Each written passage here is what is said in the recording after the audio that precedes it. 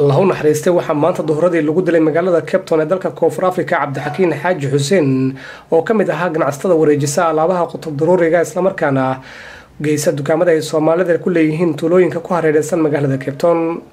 marxuumkani oo kamid ahaa dhalinyarada ugu caansan magaalada Cape Town ee dalka Koonfur Afrika ayaa noqonaya kii ugu dambeeyay ee heshay xabadda dhagarqabiyaasha ugaarsata Soomaalida South Africa waxaana halkaasi markii dambe gaaray booliska ammaanka South Africa iyo Soomaali kale oo la gaarsiiyay geerida marxuumka.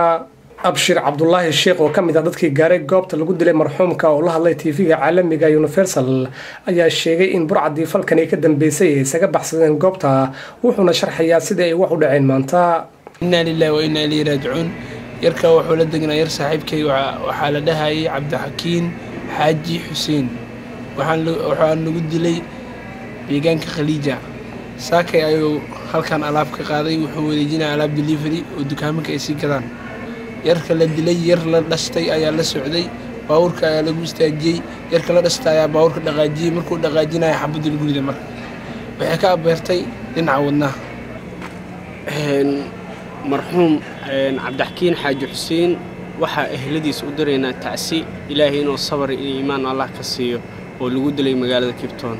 si kasba ahaatee dilka marxuumkani ayaa ku soo aadaysa xilli adduunka oo dhan ee Soomaalida joogta ay ku mudaharaadayaan safarada South Africa ay ku leedahay caalamka wuxuu noqonayaa wiilkani qofkii u dambeeyay ee lagu dilo South Africa isagoo lagu wado in maanta garinka dambe lagu soo aaso qabuuraha muslimiinta ee Adlon ee magaalada Cape Town.